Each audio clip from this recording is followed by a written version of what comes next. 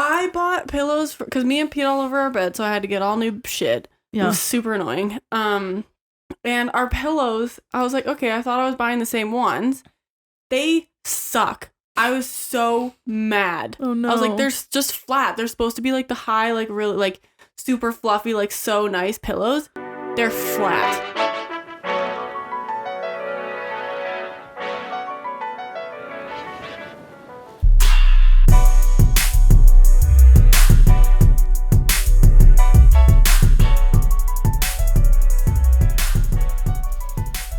Hello. Hi guys. Welcome back to another episode of Sometimes Ross Slaps. I'm Mac. I'm Jubes. And today's episode is a big geek episode for moi. Yeah. Because we were talking about psychoneuroimmunology. Mm-hmm. And yes, that's a long word. Yes, it's all put together. Yeah. But we'll dive into like what it is very shortly here. Yeah, I feel like we'll also abbreviate it to PNI just for our sake. Yeah. And your sake. Yeah. Because, yeah, wow, okay. Perfect. Mm-hmm. Stay with you, Jubes.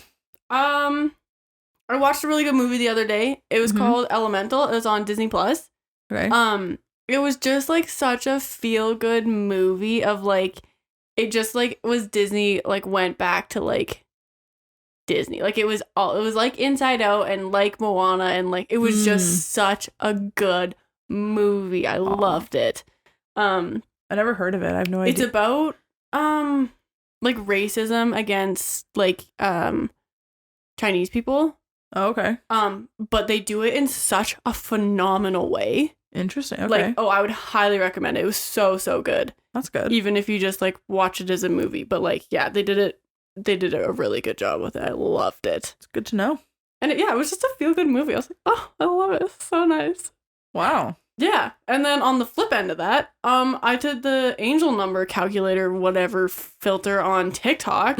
My angel number is 666. My birthday adds up to 6. Oh yeah, mine does too. I hate that. So then your angel number is 666 too. Yeah. Why? I don't know. I've never known that to be a way for angel number though. I've always known that like whatever number it adds up is your life path number. And so I know that my life path number is 6, which is like the caregiver. No, okay. And so interesting. But I've never really taken it as like your angel number. It's just a filter that I'm like, whatever. Yeah. They were like, yeah, like what's your angel number or whatever. And then it's like today's angel number is this or whatever. Mm-hmm. But it adds it up in a different way. It adds it up in the same way you add up your life path number. Where you take every number that's a part of your birthday and add it together and then reduce it down to it so it's one number. Yeah. But yeah. I was mad about that. I was like, no.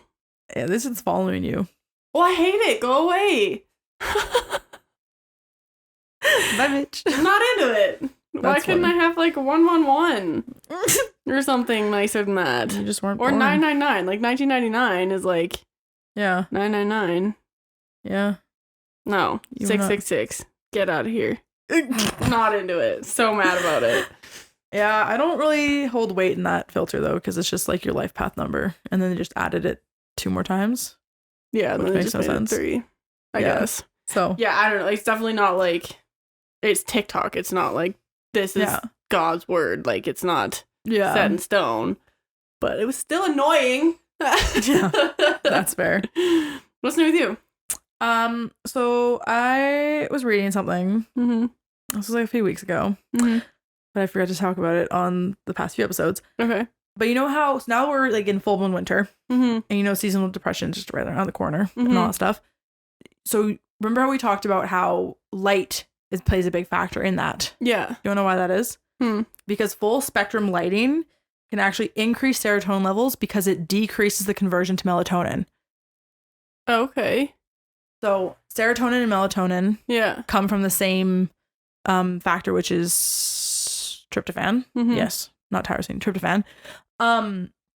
And so when it's dark out, it takes away your serotonin and makes it into melatonin because it wants you to be sleepy because it's dark out. Right. So if you actually use full spectrum lighting, and that's why like certain artificial sunlights and things like that actually help you make you feel happier.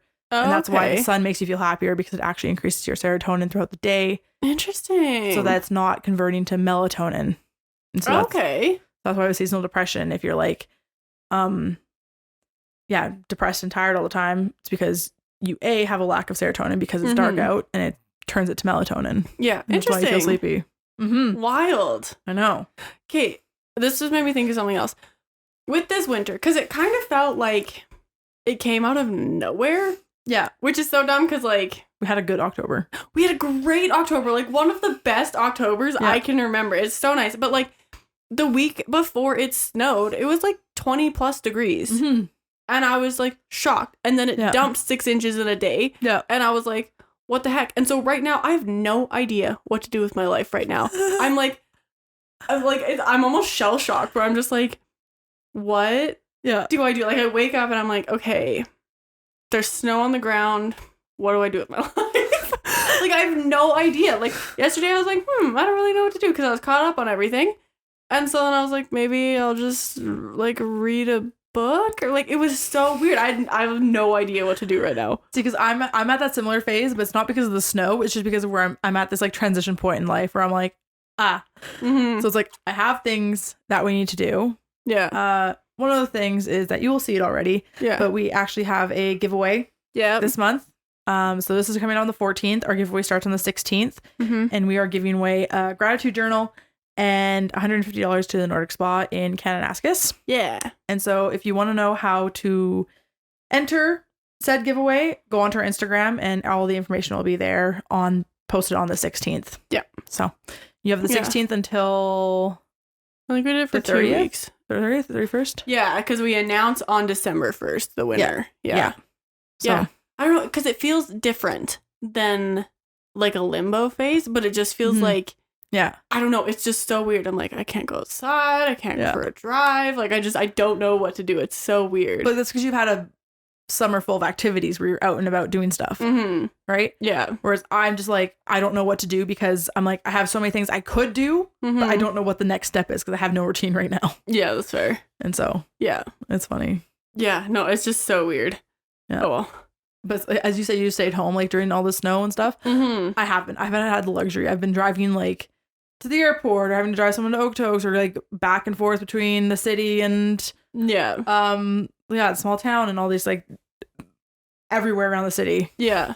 Driving to the north, driving to the south, driving to east, west, blah, blah, blah, blah. Well, yeah, like, I did a bunch of errands, like, the second day that it snowed or whatever, but, like, the day that it snowed, I was like, I don't honestly don't even remember what I did that day. Yeah. The day after the snow dump, that's when I had to pick someone up from the airport. And so, airport's in the north, she lives in the south. Yeah. So, but that drive from, like, the north to the south, I knew was going to be stupid because the day before, when I had to drive, because I went back to my parents' house and then I drove back to my boyfriend's house, and the traffic during that drive was stupid the day of the snow. Yeah. So I knew the day it rained first. I know. Yeah. But I knew the day after was going to be just as stupid. Right? And so I left to the airport early enough that I had lots of time to get there and basically test things. One of the traffic lights for the route that I took to go to the airport wasn't changing. Okay. It was a turning light. Yeah. And it was, like, the only one. So everyone on this ramp is just kind of, like, parked and waiting for this light to turn green. Never turned green.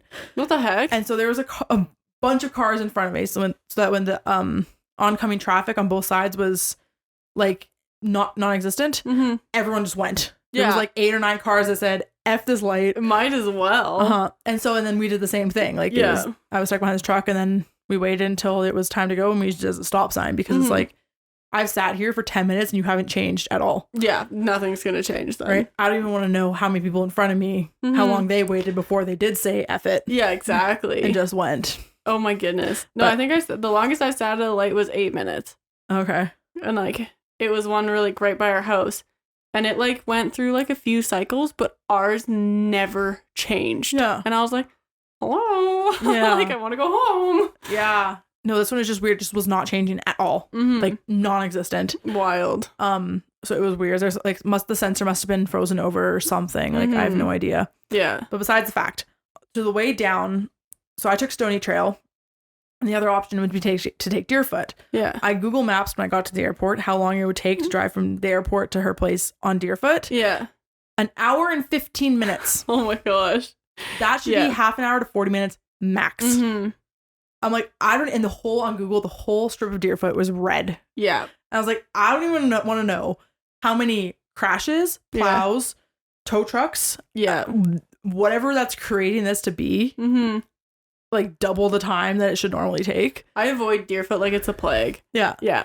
Well, I religiously take Stony because it makes more sense for me, right? But usually when it comes from the airport, I would just take Deerfoot because it's just usually more convenient. Yeah. Right? You don't have to go as far out and around and blah, blah, blah. Yeah. But I was like, absolutely not. Yeah, no, thank not you. Not a chance. So dumb. Yeah, especially in the winter. Like, I will not go on Deerfoot in the winter because, like, they don't plow it. Everyone's nervous and mad. And, like, I'm like, no, thank you. There's, like, rarely any traffic on Stony. I'm like, we'll just go this way. Yeah. Okay, winter driving 101. Do not slam on your brakes ever. That's not the way to stop in the winter. Yep. Ever. And that was the most frustrating thing during the blizzard was that I was stuck behind this car that was going like obnoxiously slow. Yeah. Like unsafely slow. Yeah. Like there's cautious and then there's dangerous because you're too cautious. And it was doing that. And I was going to turn like down this hill. And beside me there's like the rail so you don't fall off the hill that we're going down. A semi-truck, and then this car in front of me that decided to slam its brakes going downhill on an icy patch. Oh, yeah. And I was like, see, because now I have to slam my brakes. Yeah, that's how Alexa hit the ditch last year. And that's exactly what happens. You spin out. Yeah. Right round by T-Pain comes on, and yeah, literally. You just want to like, so rule number 1, do not slam your brakes ever. Yeah. Ever in icy conditions. Well, yeah, leave space so that you can slowly brake. Like foot off the gas. And or if you have to brake and you think you're going to hit someone, try to go off to the side if you can. If you're granted you're not in the middle lane. Yeah. And either hit the curb or a snow patch. Yeah. That's a good way to stop yourself. Yeah. Never use cruise control when it's icy. Or when it's raining. Yeah, because you can hydroplane or you can spin out. I feel like I want to give other driving tips 101. And if you're that afraid, figure out something else. Change your plans. I don't know. But if you can't, keep as far to the right as possible. Don't even play with, like move out of the way of cars that can go fast and want to go faster. Because now you're just holding up traffic and further risking accidents. Yeah. Yeah, I know. It's just tough because like the roads are pure ice. And like, Bryce is always like, oh, I'll just like slap my truck into 4-wheel drive and I'll just go. And I was like, if the road is pure ice, having all 4 of your tires going isn't going to stop the fact of you sliding right into the ditch. Like, that's not how it works. Yeah. Like, if you're driving on a skating rink, it doesn't matter if you're in 4-wheel drive, 8-wheel drive, 16-wheel drive. Doesn't matter. Yeah. You're still driving on ice. Like, I get if there's snow and like it's slushy and gross and whatever, but like when it is literally just pure ice, I'm like, no, thank you. Yeah, but no, nothing enrages me more than cars that are overly cautious. Yeah, in the winter, and if you're overly cautious, do not be in the far right lane. That's how I get road rage. Or sorry, far left lane. Yeah. Be in the far right lane.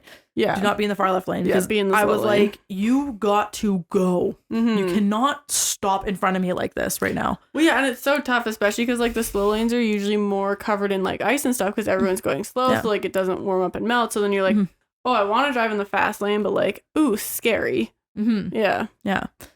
Yeah. I was like nothing. I like full on road raged. When that is, because I'm like, if you slam, like my 3 options are hitting the guard, hitting you, or hitting a semi truck. Yeah, I lose either way. Yeah, because you're scared. Yeah, yeah. Do not hit the brakes going downhill on an icy road. Yeah, that's a recipe for disaster. Yeah, yeah. Or like just slow down. Like, yeah, take the foot off the gas and just cruise down the hill. Yeah, there's other ways to do it. Yeah, joy fun. Winter driving lessons with Mac, whether you want to take them or not, but as someone who has never been in an accident. You hit a tree last year. A tree. But not a person. I was the only person last year of our friend group who didn't hit the ditch. I didn't hit a ditch. Okay. It wasn't a ditch. A median. Yeah. Okay. But that's the only accident I've ever been in my life, and my car wasn't totaled and everything was fine. Yeah. The tree didn't even fully knock over. Okay. Okay. Okay. What? Fine. It didn't. So they ended up cutting it down. Yes. And I got a scratch on my car. Yeah. But that's because I was going too fast on a road I shouldn't have gone as fast on. Yeah. But I've never been in a car accident, hit anyone, do anything like that. Again, I'm not going to knock on wood because now I'm going to jinx myself. Yeah. But I'm like, I'm so comfortable driving. But like driving on the city, like the highways and stuff with other people who are not comfortable driving. Yeah. That's the real danger. Yeah. Yeah. No, it definitely gets a little bit much when you're like, okay, I know how to drive on this, but like, do you know how to drive on this? Am I willing to risk it? Like, that's when I was like going to the library or whatever. I was like, I know I can drive slowly on these icy roads and I'll be fine because I can figure it out and get there. But do I trust you to actually stop at that stop sign in time so you don't T-bone me? Kind of thing. Yeah. Yeah. Oh, well. That's fair. Okay, so now we're going to get into psychoneuroimmunology and what the heck this is. Yeah. As a topic. It relates to the nervous system, the endocrine system, and the immune system and how they're all kind of interconnected. So specifically, psychoneuroimmunology is the study of interactions among behavioral, neural, and endocrine and immune processes. The brain communicates with the immune system through the autonomic nervous system and the neuroendocrine activity. So, I'd never really heard of this topic before until Mac did you take a class in it? Or was it just one of my classes? Okay. Yeah, it was part of my epigenetics class. Right, okay. Yeah. So I was like very interested. And so I did some research into like the birth of it. So there's this guy, his name is Robert Adder, and so he's considered to be the father of modern psychoneuroimmunology.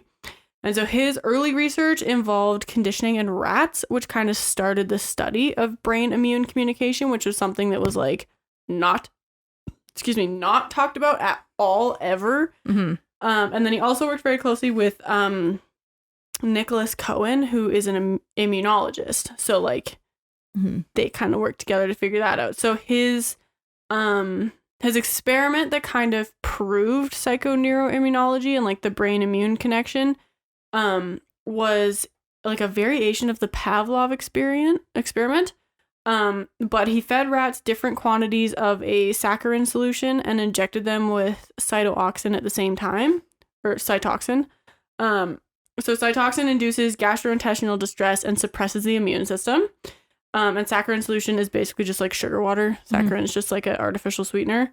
So eventually the rats stopped drinking the solution because they thought that it was giving them the gastrointestinal distress and all that fun stuff.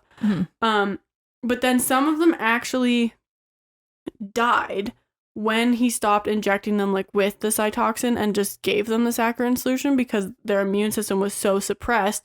And even though it wasn't continuously being suppressed, their brain was still like, oh my goodness, if you drink this, then it'll suppress your immune system. And it was like mind over matter kind of thing. And they didn't foresee that happening at all in the test. And then later, I don't know how much later, I don't know when this study took place, but in 1975, he proved it like beyond a doubt with a different study. Okay. Which is kind of interesting. And so the primary topic that psychoneuroimmunology tends to address is how stress interacts with the immune system. Because stress involves your nervous system as well as your endocrine system and whatnot. And so that's like the easiest thing to study within people. And how immune suppression can then also contribute to mental or hormonal problems and whatnot. But we're going to get into that. So the immune responses require intercommunication from a variety of cell types that signal the triggering, sustaining, and terminating of the immune responses. So much of this communication happens through the endocrine system and with some further mediation from the peripheral nervous system. So the endocrine system is a complex system of glands and organs that produce hormones, control and coordinate your body's metabolism, energy level, reproduction, growth and development, and response to injury, stress, and mood. Yeah. So endocrine organs include the ovaries and testes, thyroid gland, adrenal glands, thymus, pancreas, pituitary gland, hypothalamus, pineal gland, and your parathyroid gland. And this system isn't like other body systems because there's no continuous connection between them. So when you think of like the digestive, you know, it's go like mouth to anus. That's not the case with endocrine. Yeah. Because they're scattered throughout your body, but the endocrine system is important in the fact that they regulate every other body system. Yeah. Right. And then our peripheral nervous system is the messenger between our central nervous system, aka our like brain and spine, towards the other body parts in our body. And we've touched on that prior, but yeah. So if you need a refresher, go back to that episode. Exactly. That was in March or April. We did a nervous system one. Yeah. And then so psychoneuroimmunology studies are finding out that immune effects on nerve terminals convey signals to the brain and alter motivation, emotion, cognition, and behavior. So basically your immune system can change your motivation, emotions, cognition, and behavior.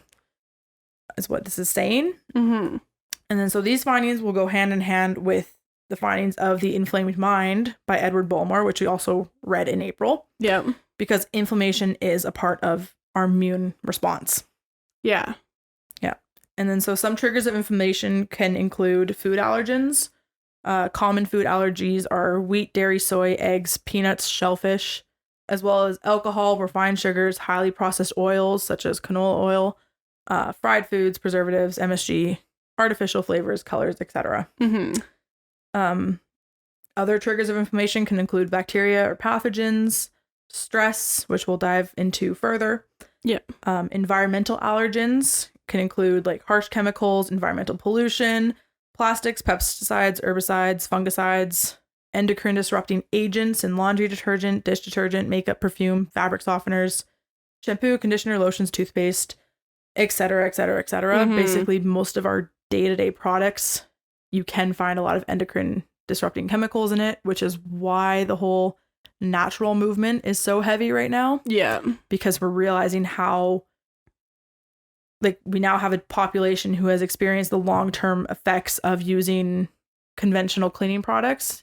Yeah. And how much their health has deteriorated in comparison to generations prior. Yeah.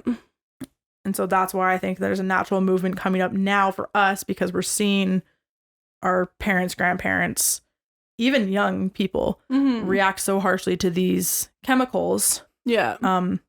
Like I am someone who's like hypersensitive to it because I can get full body like hives with different laundry detergents. Yeah. Because of the chemicals and stuff that are in them. So yeah. There's that. One thing I touched on was endocrine disrupting agents. And so the abbreviation for that is EDCs, or endocrine disrupting chemicals.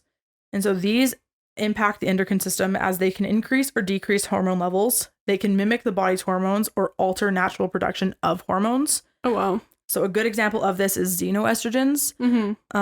They can be found in different, like I said, the cleaning products, the household laundry, toothpaste, blah, blah, blah, blah. Yeah. But soy is also some soy products. Yeah, I saw that soy had like an insanely high amount of estrogen in it. It is. It's a very estrogenic. It's technically a phytoestrogen. Okay. But this is why soy products are not typically recommended for men unless they're fermented, a fermented version of soy. Oh, okay. So like eating like tempeh tofu is usually okay because it mediates the phytoestrogens. Right. But eating just like a soybean or soy milk isn't recommended for men because of the high estrogen content. Interesting. But it can be really good for women, especially if you're going through menopause, to help regulate your hormones so you're not as wonky. Yeah, for menopause symptoms. Yeah, because you're like, your estrogen is naturally declining with menopause, isn't it? So it just kind of helps balance it out. And so a lot of your PMS systems come from high progesterone, right? But the issue with people, especially us who have a very obese culture, is that our fat cells naturally produce estrogen and or hold on to estrogen. And so if you're consuming a lot of soy products and you're overweight, you might be estrogen dominant, which can then contribute to estrogen based cancers. Okay, yeah. And so how else this contributes is that xenoestrogens, they are similar to estrogen, but they're fake. So they're not like phytoestrogens in soy. Yeah. Because they can still get cleared out by the liver. Xenoestrogens cannot. Oh, okay, yeah. And so think of xenoestrogens the same way like how we talked about drugs. How the molecules in drugs mimic neurotransmitters and like lock into the key and just like stay there. Yeah. That's kind of what xenoestrogens do. Okay, yeah. So they replace the spots in estrogen receptors. Yeah. So that it's just like constantly pumping into your system. Right. But they can't be cleared out by the liver. So then how do you clear them out? You just mediate in other ways. Like you're just kind of stuck with it? Yeah. Okay. Yeah. Or if it dies off, but you just try to like do things to mediate your estrogen in other ways. But it's basically like the long-term accumulation of them is what is contributing to such a high amount of estrogen-based cancers that we're seeing in our society now. And other effects of estrogen dominance in women. This can also be in men with xenoestrogens, and that's why man boobs, obesity, and whatnot, that can also be a thing because you have a high estrogen content in your system compared to testosterone. Right. But estrogen dominance in females contributes to like higher body fat percentage, vaginal dryness, loss of libido, heavy periods, fibrocystic breasts, water retention, fatigue, depression, and the development of estrogen-based cancers, as I mentioned before. Right. So, not good. And this is why being aware of endocrine disrupting chemicals and checking your products for common chemicals can be a benefit for you long term, because you're not going to notice it tomorrow, but you might notice it 10 years down the line. Right. When it's almost too late. Because realistically, there's no cure for cancer. The best cure is prevention. Right? There are things where you can get it down and be back to normal, or you can take it out, or you can do processes that help. But the only quote unquote like cure for cancer is prevention. And even then, it's not a cure. No, because all cancer is like cells that are deformed, and as you age, your cells are going to just get a hit point where they will deform. Right. Well, cancer is rapidly regenerating cells where they just continue to grow and grow and grow and grow and grow when they don't have that shut off. Yeah. And so that's why like it's not gonna, and like of course I'm not a doctor, right? So like, you can take it or leave my word, right? But the only thing you can really do for yourself is prevention. And so being aware of things like that do affect you on a cellular level might end up helping you later down the line. Right? Because again, might not be tomorrow. It might be fucking 10 years, 15 years, 30 years down the line. But I don't know. Take it or leave it, really. Yeah. At the end of the day, if you want to live your life how you want to live your life and you like your Bath and Body Works candles and doing all these things, go ahead. But just know that they have a history of these effects. And we've already touched on Bath and Body Works as far as how it affects your ovaries. Like on the wallflowers for them, they do actually have a warning label that it can cause like birth defects and miscarriages and things like that because of what the endocrine disrupting chemicals in them are doing. Well, I've even seen things where it's like Mom was looking for new rubber boots and she's like, no, I don't want to buy this rubber boot because it's made out of something that's been known to cause like issues with fertility and like cancer and like XYZ. And I was like, well, why are they even using that product to make something like that in the first place? And like I was looking at winter jackets because I need a new one and I found one. I was like, it's so nice, but it was the only one that it was like, according to the state of California, this jacket's made with chemicals that'll cause like XYZ. And it was the only jacket on there that I saw that had that warning. I was like, why would you choose to use that to like, because then you have to put that on there. And I didn't buy that jacket because I saw that. Like, I don't understand that. But not a lot of people look for it.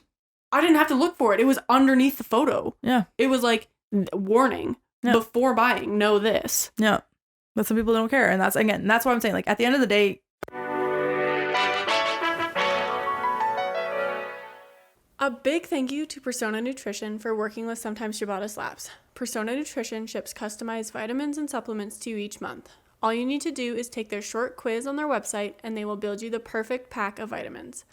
With subscription, you also have access to nutritionists online, so if you have any health concerns or questions, you will be directed with a nutritionist in no time. The vitamin packs come with the cutest little wrapper with your name on it and a list of supplements inside. If you want more information, there is a blog on their website with tons of additional information. Right now, get 50% off your first month subscription with the link on our website. If you want to get into supplements and vitamins and all that good stuff, head on over to sometimesciabattaslaps.com for more information.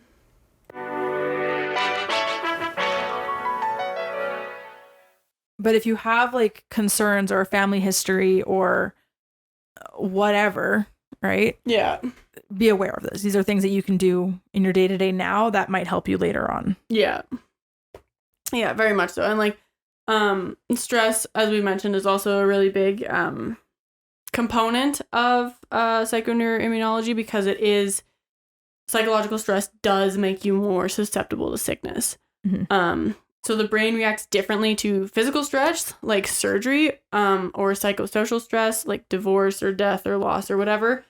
But ultimately, all stress ends up being physical because it does manifest in sickness. So your brain produces cytokines in response to stress, exactly like it does in response to a message from your vagus nerve.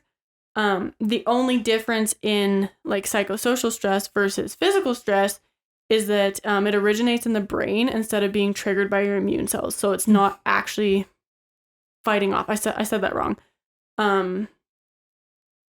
The brain is reacting to like stress instead of an actual sickness. Like with a sickness, your immune cells are kind of like, oh, there's a sickness, we need to fight this off. They send out their white cells and their T cells and all the lymphocytes and blah, blah, blah, XYZ happens. But like with stress, it's just your brain responding to your vagus nerve, which is very interesting that the vagus nerve comes into play even in this.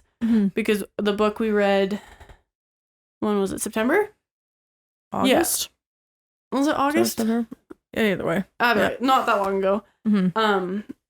Was about the vagus nerve and how important that is and how that can affect anxiety and depression and PTSD and autism and XYZ. And it's cool that even like the connection between your brain and your immune system doesn't work without the vagus nerve. Because if your brain doesn't get the message from the vagus nerve, it won't trigger the sickness response, whether it's from stress or like your immune cells from an actual sickness, which is cool. Yeah.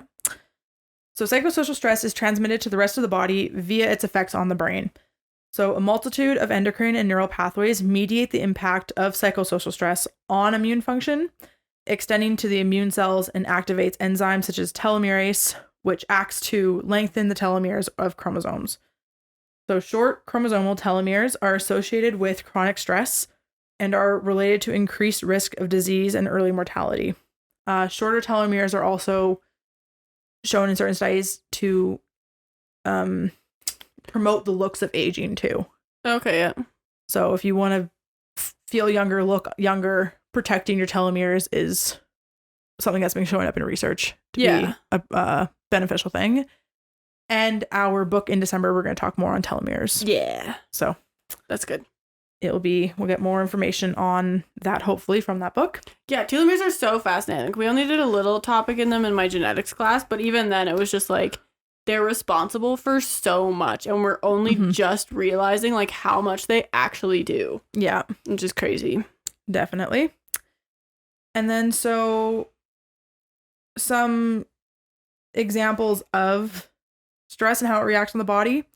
There have been a few studies that have shown that individuals who grew up under adverse conditions who were later confronted with life-threatening trauma were found to have elevated levels of pro-inflammatory molecules such as C-reactive protein after the stressful situation has passed.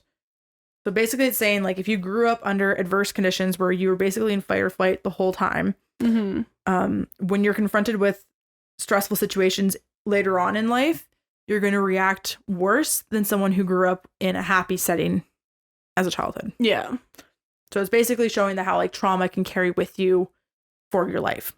Yeah, which we saw that also in The Inflamed Mind too. Yeah. Yeah. Yeah, a lot of this relates back to The Inflamed Mind, and that's why I think when we were reading The Inflamed Mind, I was like, we got to do it. Because I think I did epigenetics around that time, or we did Inflamed Mind then epigenetics. Either way. Yeah, they were all kind of around the same time. Yeah.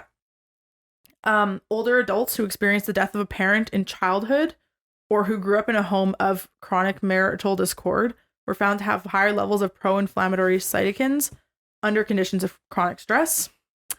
And individuals who experience PTSD are prone to diminished endocrine and immune activity, which impacts areas of the brain responsible for behavior and mental state, thus increasing the risk of declining mental and emotional health, which eventually develops into physical disease. Yeah. So stress is a big thing for your body. Yeah, which we've talked about so much, but it is so important to kind of realize that like, learn how to properly manage stress so that you don't just like die early. Rot. Yeah, literally. Yeah. And so another thing that's like really interesting that psychoneuroimmunology touches on is personality types affecting your immune function. And so there's a lot of research on how personality can affect immune function and other diseases. So specifically, there's studies happening of type A personalities and their increased risk for cardiovascular disease. That makes sense. Because they are just like high stress people. Yeah, they're just so like super high strung. Yeah. And then there's also twin studies on stress and aging out there, which is fascinating. I learned this one in first or second year university. Specifically, there's a study, the one that sticks out to mind is that there were these two twin sisters. One was a big city person, but she was physically healthier compared to her sister. Yeah. But her biological age was older than her twin because she had a more stressful life overall. Oh, okay. So the twin was like slightly overweight, but had like a really calm farm, peaceful kind of life, where she was like avid runner, big city girl, whatnot. They just chose two very different lives. And so they joined the study. Yeah. And biologically, the thinner, more quote unquote fit sister was biologically older than the quote unquote unhealthy sister. Wild. Okay. But that's just because she had less stress in her life day to day than the other twin. Okay. So stress ages you. Interesting. Same but different. Do you know the movie Sophie's Choice is about parents deciding between which twin to keep alive during the Holocaust? No. Yeah. Wild. Yeah, I think I learned that in the Wolf book. Huh. I remember reading about that and I was like, I had no idea that's what that was out about. So now I want to watch it. I can't remember why they had to decide, but it was something more of like better genetics or whatever. Like you pick the twin that's best or whatever. Yeah. I didn't know that was a thing. Insane. I was shocked. I had no idea. I will be looking into that more. I know. I want to watch it. So outside of CBD and type A personalities, researchers have found that several basic personality markers such as extroversion, hostility, and optimism play a role in how well the body rouses its natural defenses against illness. And so neural networks shaped by genetic and environmental factors control how personality characteristics are presented. So scientists are able to track the electrical activity of brain scans to determine certain personality characteristics, similarly to how they are able to track the brain to figure out what someone was dreaming. Oh, okay. So it's using like activation in the brain. Right. That's associated with certain personality traits. Okay. And so individuals who experience more sustained adverse living conditions or negative influences show asymmetrical patterns of activation in the frontal regions of the brain. Specifically, the right side tends to be more overactivated compared to the left, which demonstrates the pattern associated with negative emotions such as depression or anxiety.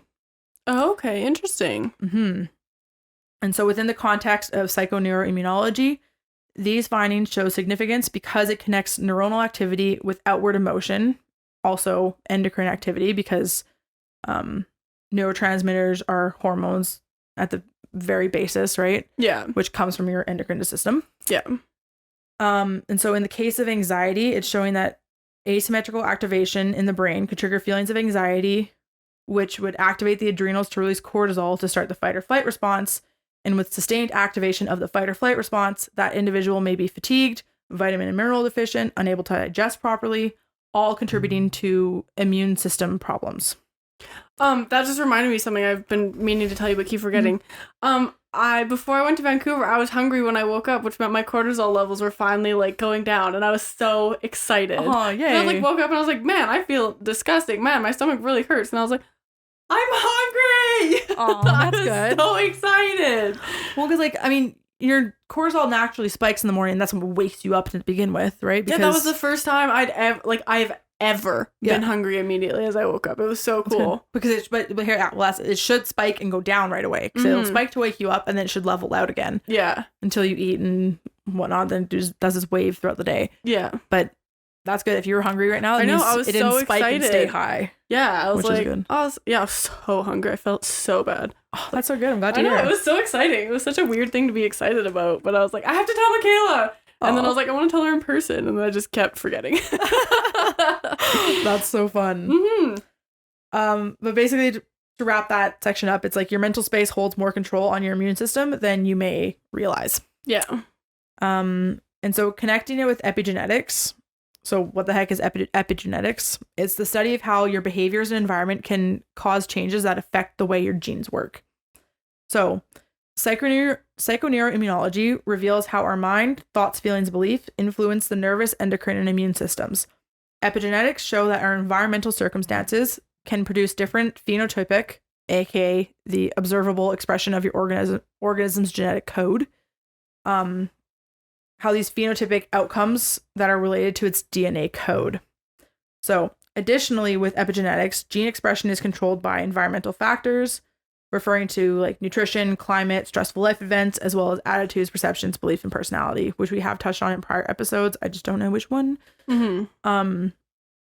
Whereas psychoneuroimmunology is based on the cellular communication within and across body systems mediated by cytokines. So the changes that occur because of stress in cytokines can also lead to epigenetic changes. So essentially, the two modes of studies are closely interrelated more than we think, and now they are working together to bridge that gap in between gene expression and then how even your internal space also affects.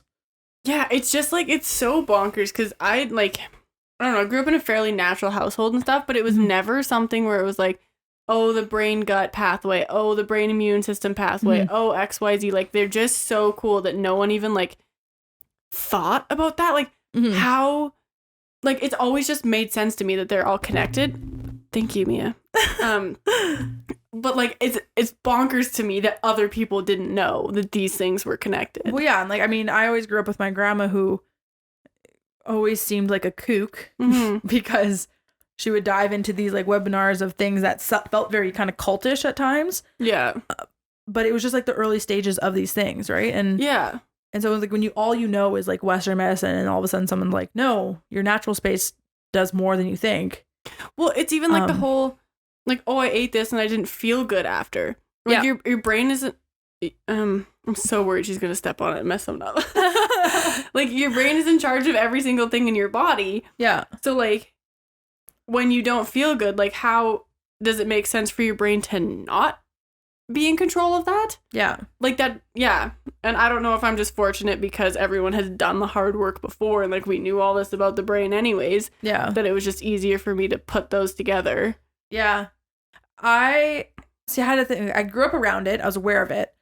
But there are certain things like, I don't know, we never microwave plastic, but I was never told why. Yeah, and that's exactly it, right? Like, we were never told why. And so, but when I found out why, I'm like, oh, because plastics have EDCs in them, and that can affect your hormone levels, which blah, blah, blah, blah, blah. Everything I'm just talking about now. Yeah.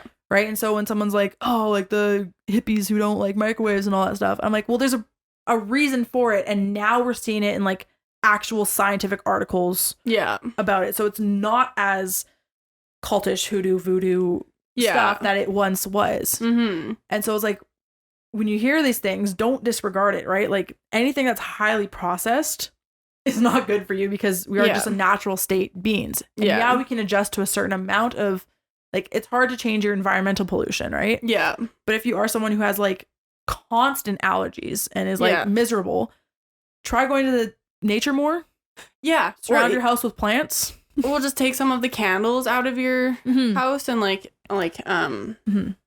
bounce sheets and those balls or whatever, which I don't know, it's tough because yes, I did grow up in like a natural home and stuff, but a lot of the natural stuff like didn't work for me. Like natural deodorant, that was such an embarrassing time for me because when I was a kid I had wicked BO. Like, you go through that stage of when you're younger and you're just sweaty and gross all the time, and then I would put on this natural deodorant that wouldn't work and would make it worse. Yeah.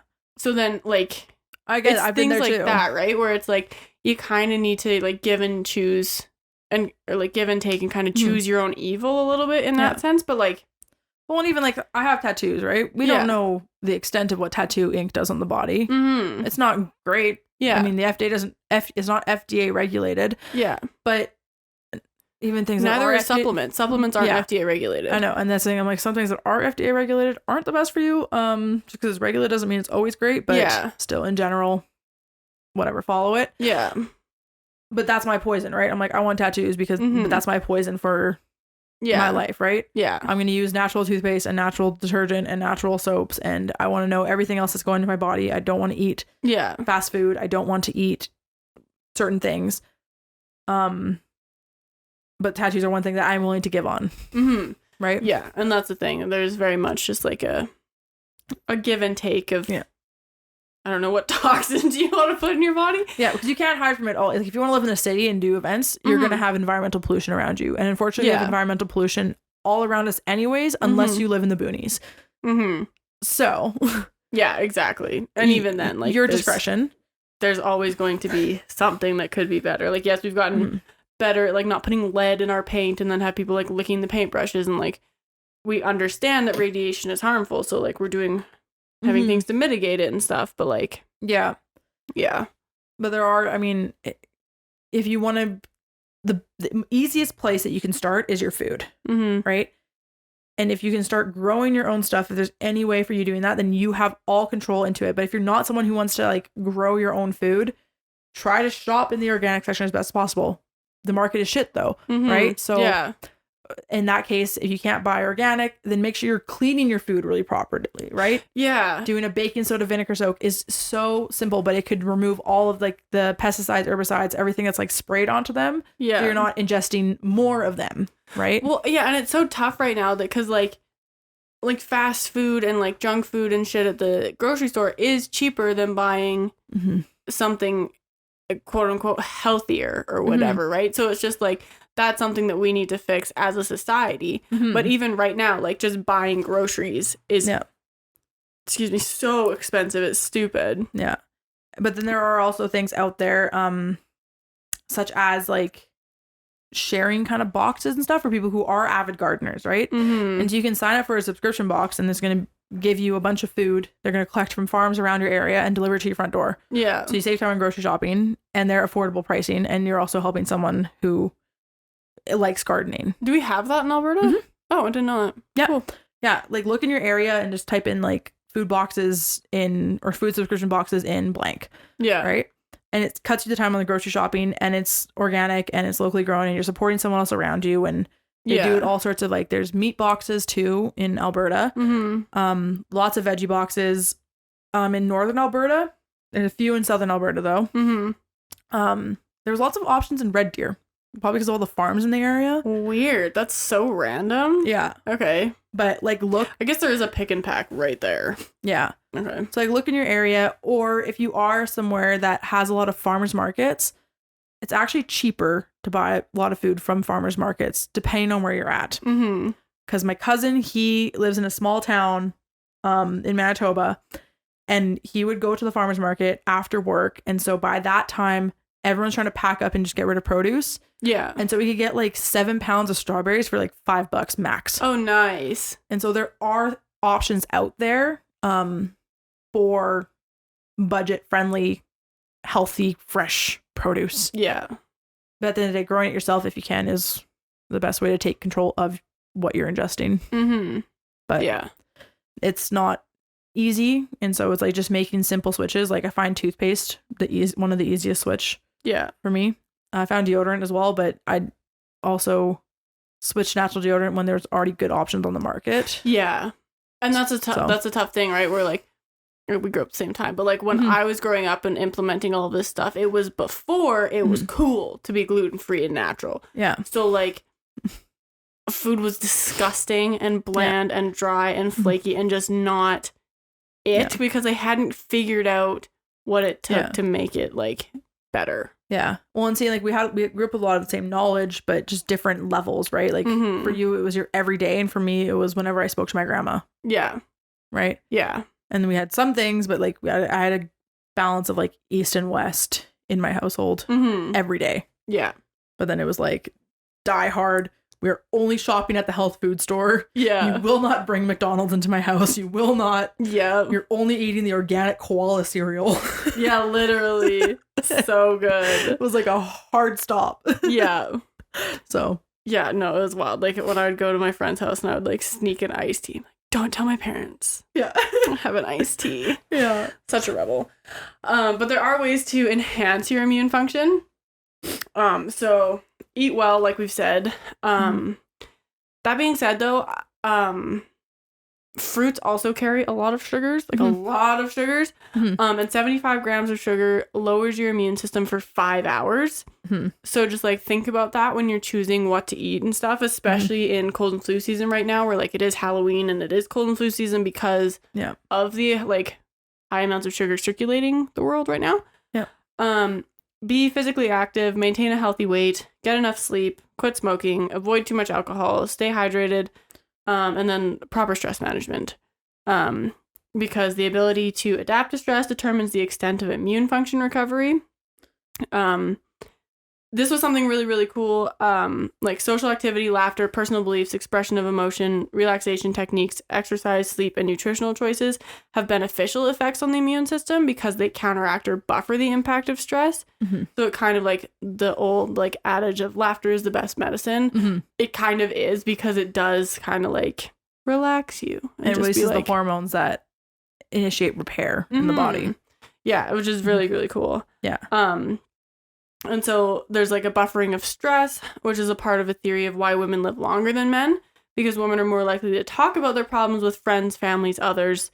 And then talking about your stress releases oxytocin, and there have been studies about how oxytocin will mediate and sometimes reverse the impact of stress that it has on your body. So basically talking about your shit is good for your cells long term, which is what we like to see. Yeah. Which is why it's so important to kind of end the stigma of like, you're not a man if you don't talk about your whatever. Yeah. Because that's and it's stupid. like, you don't have to be like with your bros all the time. It could be your significant other, but if you're talking to some or a therapist, no one has to know that you're opening up, but just talking to someone releases oxytocin, which is like that love and feel good hormone. And that's why like vitamin L is like the thing, right? Yeah. Because and like, you don't need to talk about it all the time, but like, it's very important to find a way to release that energy because bottling it up is so harmful. Because I know that from personal experience. Yep. And so how can we incorporate psychoneuroimmunology into our current healthcare system? So psychoneuroimmunology shows how healthcare could be more holistic than it currently is, because it's showing that everything is connected. It's not just parts, right? And so it's just one explanation of why the placebo or nocebo effects can be so powerful and sometimes just as healing, or it can exacerbate disease symptoms, right? And so this is why we use placebos in drug trials to see if the drug actually works, but then there's not much regard if the placebo works. Yeah. And so just looking more into why the placebo works may be more beneficial than focusing so heavily on drugs. Unfortunately, drugs make money and are more consistent supposedly over time, but even then, yeah, I got my own qualms with them. Yeah.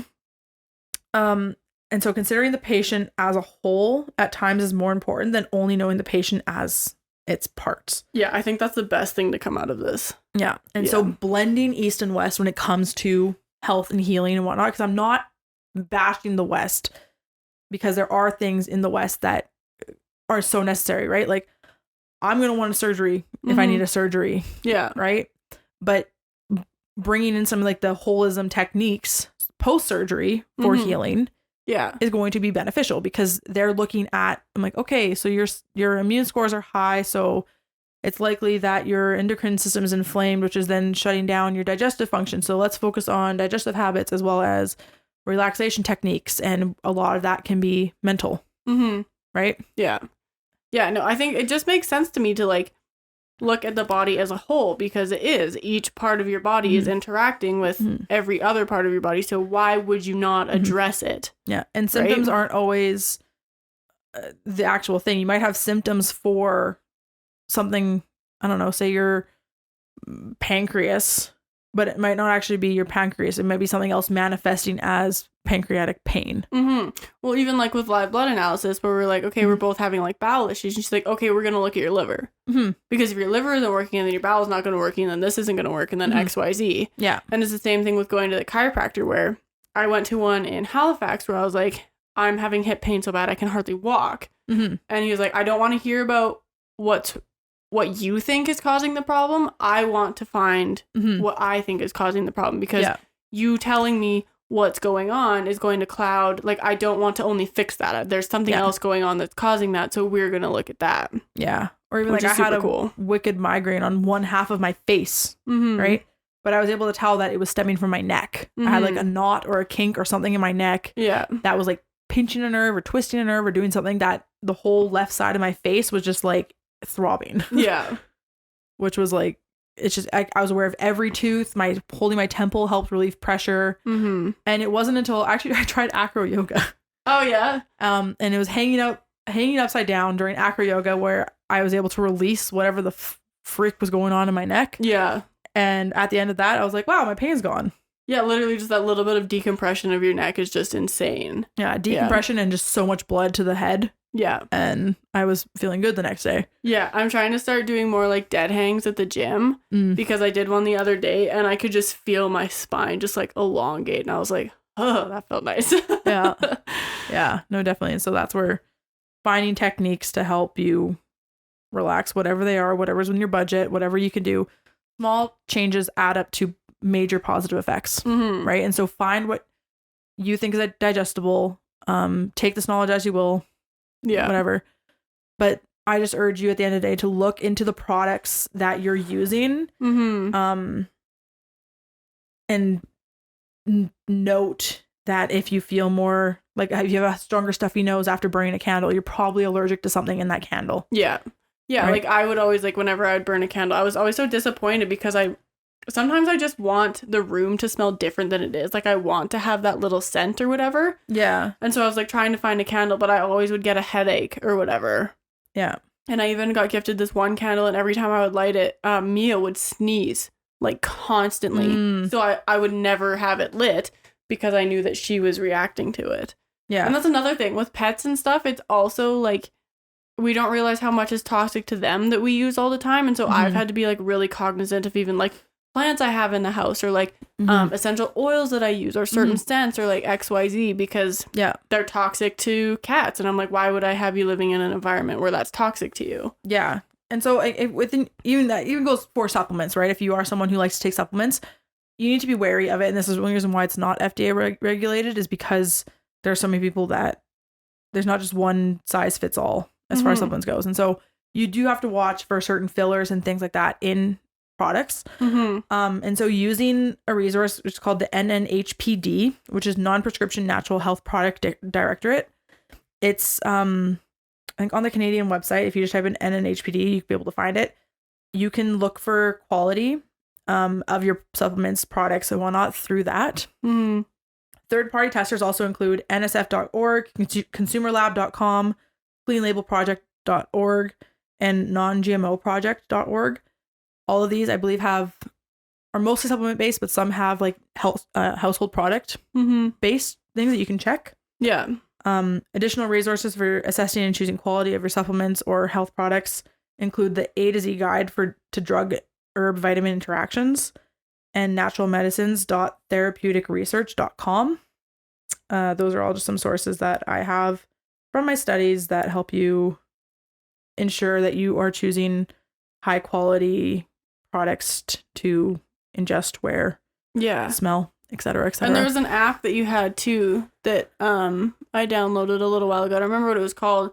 But basically, you like if you're at the grocery store and you're like, oh, how good is this for me? You can like scan the tag or whatever, and it'll let you know like on a scale from 1 to 10. I think it was. Yeah, there are apps like that. I can't remember what it's for you. I can't remember. I think it's like EWG something. Did I put it in your? Yeah, you did. I just deleted it, so I don't know because I haven't used it in a while.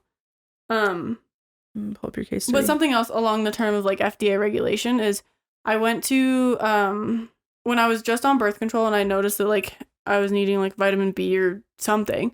And so I went to the doctor and I talked to him and I was like, hey, like, would you be able to tell me if this is going to interact with my birth control? Because I know that there's certain types that do. And he was like, no, I can't tell you that. And he like wouldn't even like answer any sort of my questions because he's like, it's not FDA regulated. I can't tell you anything. Yeah. And I was like, you can't even say like, yes, it will interact. Like all I'm asking is for like a yes or no. Like you don't need to know about this type, but like, it just felt so weird that he wouldn't even like entertain the thought of answering my question. Yeah. And I was like, okay, great. Like what about iron? And he was like, no. He couldn't tell me anything. And I think that comes mostly from their own medical licenses and regulations. So they can't, because people will take them as medical advice. And so that's one disclaimer I have to do now with my credentials. I'm not a doctor. Dude, this is not medical advice. This is supposed to be education. I can't say what will cause or what will heal or what will prevent anything for you. Yeah. I can just tell you about studies and show you interactions that have been seen in the scientific community. Yeah. Right. And so I'm not diagnosing, I'm not curing, I'm not healing, I'm not guaranteeing anything of that. Yeah. This is just things that nutritional habits and lifestyle habits and practices that have been shown to help others, right? So if it helps you, great. Yeah. Start your Christmas shopping early with Dyson. If you're not familiar with Dyson, they sell fancy vacuums, hair straighteners, and so much more. If you're looking to save some money on Dyson products, now is the time. These deals are valid for a limited time only, so hurry over to sometimesciabattaslaps.com for more information and links to the Dyson website.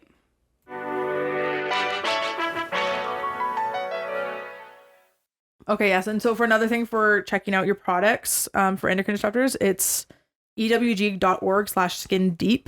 And as Journey said, they have an app that you're able to download and you can like take a photo and check the products while you're in store if you want.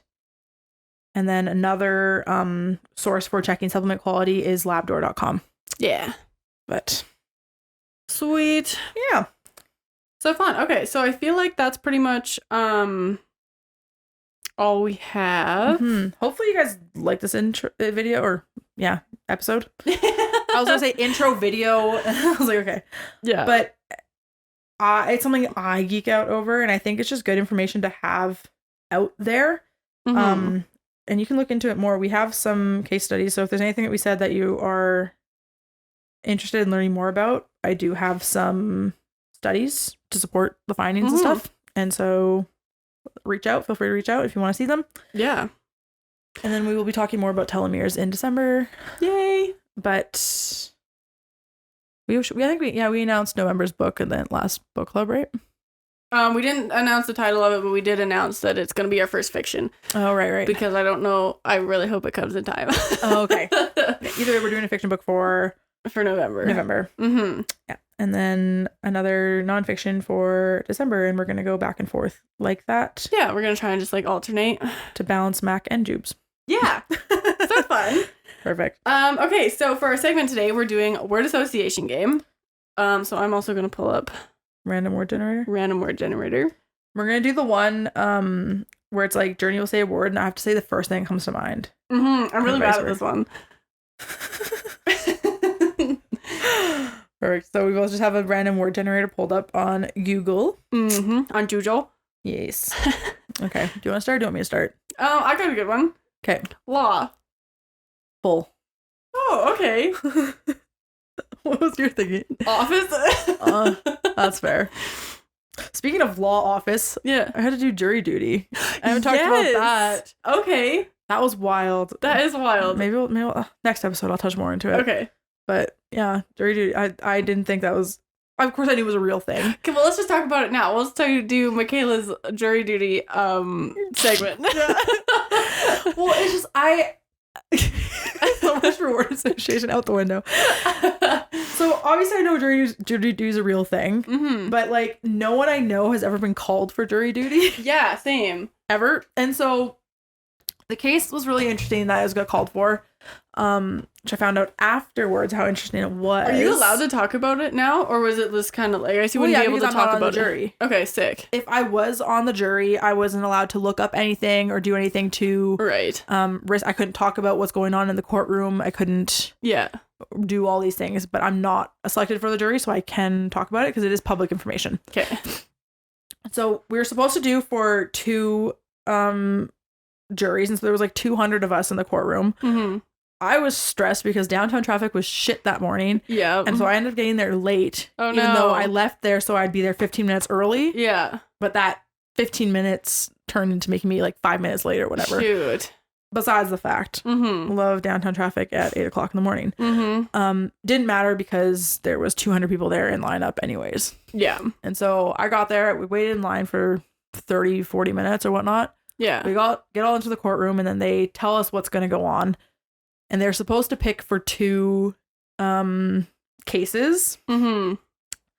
But they ended up only choosing for 1 because one guy fired his counsel the day like that in front of us. Oh, wow. Pretty much, yeah. Okay. So before they walked into the courtroom, I guess he had said, like, no, I don't want you as my counsel anymore.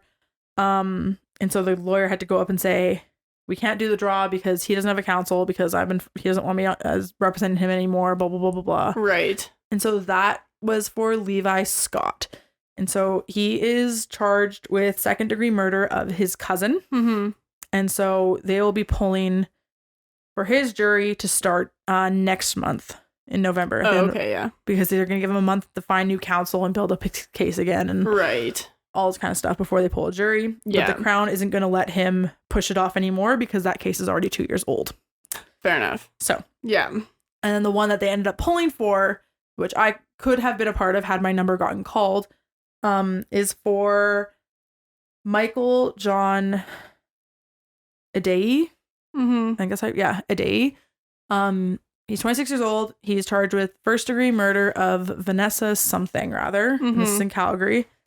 But what makes it really interesting for me, and I kind of wish that I was selected on it because it'd been really cool to experience this firsthand, is they're trying to do like an NCR defense, which is not criminally responsible. That would have been so cool.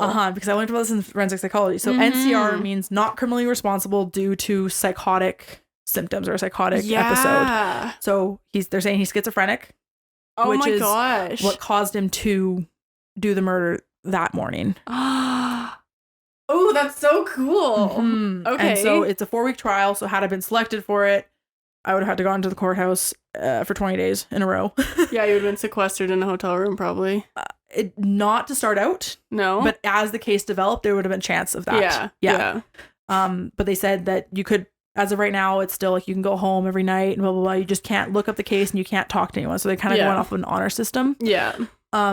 But had the case picked up, there would have been a point where they probably would have put us in hotels where you can't watch media. You have to stay as neutral as possible because you are basically deciding if this guy has an NCR argument or if he is just a killer.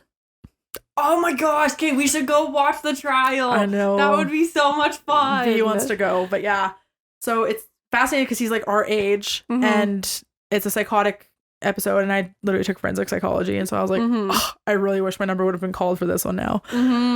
But first I was like, jury duty, like what a waste of time, blah blah blah blah blah. But then once I know the case, I'm like, actually that'd be really interesting. Those are two very exciting cases to be selected for jury duty. I know, both murder ones. So wild. Yeah, we used to go and watch cases in like court proceedings in Halifax. We would go and do that, and there was a couple like really cool ones that we went and watched. And one guy, like, we left too early because we went to go shopping for something. I don't remember why, but he ended up like perjuring himself on the stand, and it was like so much shit went down, and they figured out he was like lying about everything, and we were like, no, we missed it because we had one of our friends there. She's like, guys, you'll never believe this. Yeah, it was so cool. It was actually really freaking scary though, because it was a bad case. Just like, he was just a witness, and so he could just like leave, and we were like, oh, you've seen my face. Oh no. But yeah, it was crazy. No, so it's like, I don't know, the whole jury system it was cool to see it firsthand. At first I was like, ugh, what a headache, because I'm currently in like the job hunting process, and that would halt that pretty much. Yeah. But yeah, when I got into the courtroom, I decided in my head, I'm like, okay, if I get called up front, I'm gonna say yes, because this doesn't happen often. Again, I'm the only person that I know in my immediate circle who has ever been called for jury duty. Yeah. And so I don't know, I really wish I would have done I really wish I would have been chosen to do the whole thing, but you know, timing is everything, but whatnot. Yeah. But when I was in the courtroom, I saw one of our regulars from the coffee shop. Yeah, that's so weird. And I haven't seen him since he graduated and got his like big tech job and stuff. And so I hadn't seen him for a year at least. Yeah. And then I see him in the courtroom. Which means he must have got the job that he wanted. I'm excited. He was all suited up. It was really nice. That's so good. Yeah. And so, but it was just so weird to me to be like, I know you. And then another one of the guys from that courtroom too, I saw him in town the other day at the grocery store. That's crazy. Because I recognized his face because he was one of the backups selected. Oh, okay. For it. Yeah. And I just remember seeing his face there because they call you up in like groups of 12. Yeah. And basically they go through the lineup of 12. And everyone's a number. There's no names so that your safety isn't like at risk or anything like that. Yeah. Or immediately at risk. Who knows? But you go up in the number and it's like number blank. Do you want to serve? Yes, no. If they say no, they have to talk to the judge and give their reason why they can't serve or why they don't think they're able to serve. Yeah. And the judge is basically allowed to say, yeah, valid, or nope, sorry, not valid. Right? So saying, oh, this is an inconvenience, not a valid answer. She could say, nope, you're serving. Yeah. But for the most part, she was really lenient and said, like, if someone's like, oh, I'm a student. Well, no, you can't come because that's going to risk your life outside of these 4 weeks. Well, I feel like they are like not a lot of the judges are going to be assholes, especially because there was 200 applicants there. So like they'll find someone, right? Because they were supposed to poll for 2 juries, but they only had polling for 1. So they had more people there than needed. However, but whatever. So we did about 5 rounds of 12 people before they had filled up the jury. Yeah. And so for this one, because it's a larger case, they have 4 jury members and 2 backups in case some jury members couldn't show up on Monday, Tuesday, whatever. Right. And so the spares would show up and they'd basically say like, we need you, we don't need you. Yeah. And then they could go home or they have to stay for the up to 4 hours that you can spend a day. That feels like a small jury. Only 4 people? Normal one's 12. That's what I thought. Yeah, and so 14 is, they add 2 more because it was a larger case. And then they had you said 14. 14. I heard 4. Oh, yeah, no. I was like, that's too little. No. Okay. Normal is 12, and they did 14 because this is a large case. Yeah. And then they had 2 backups. So they pulled 16 names. Okay. And so it took 5 rounds of 12 to get 16 people. To get the 16 people. Oh, okay, that makes way more sense. And then after that, then everyone else just was like, thank you so much for showing up. Yeah. You can go home now. Sick. And I was like, sick. Amazing. Oh, that's so cool. But because we took like a psych and law class in university. It was so interesting. But I'd never actually we'd never talked about the possibility of the jury filling up before your number even gets called. Yeah. It's always been like they go through everyone and then like slowly there's multiple rounds of jury selection is how it was presented to me. So it was interesting when you were like, oh yeah, like I didn't even get to go in there because like it was full before I even went in there.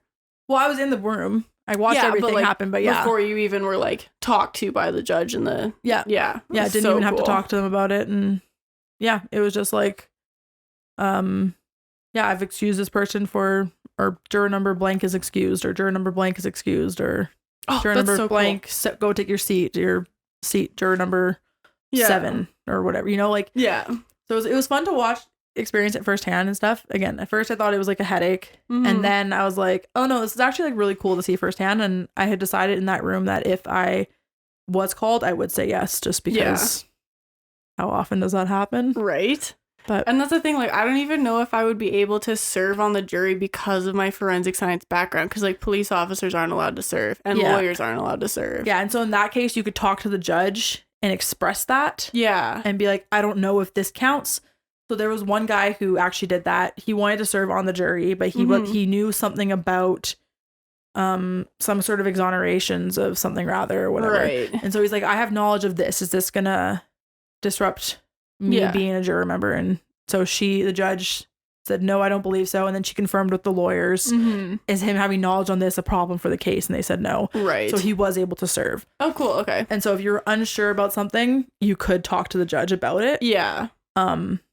But because like, oh man, it would be so cool. And like if I was ever on trial, I would want someone who has the background and the knowledge that I do to serve on the jury, because their ability to critical think is exactly what you want. Right. Like, so that depends on, like, if you're actively working, I think with the police, I don't know how that plays. I think there's some reasons where you can and some places that you can't. Actually, I believe they said that in Canada you can actually be a police officer and serve. You can or can't? Because I heard you can't. You can't. Okay, maybe I may have heard it reversed then. She said something. She compared it to the States. Okay. And she said in the States they can do this, in Canada you can't. And I thought it was the other way around, but you could be right there. Okay, yeah. I'm not sure. I don't remember fully, but that's what I heard was like there's like 3 things where you don't have to serve. But when you get the list, they give you a list of you're exempted if you're blank. So even being like a superintendent of a school division, you're exempt. Okay. That was one of the things. Interesting. And then you can be excluded. Yeah. And if you can be exempt if you're XYZ. And so like, exempt is like if you have children at home and you're the primary caretaker and 4 weeks of your life is going to risk their health, then you don't show up for jury. Yeah. If you're a student and you have to go to school, you can get exempt. Yeah. If doing this for however long it is going to make you bankrupt, then you can be exempt. Right. So you can express your concerns to the judge, and she decides then, or he decides. Yeah. Oh, so cool. But yeah, so fun. Now I'm kind of interested in going to the courthouse. The trial, it's already week into the trial.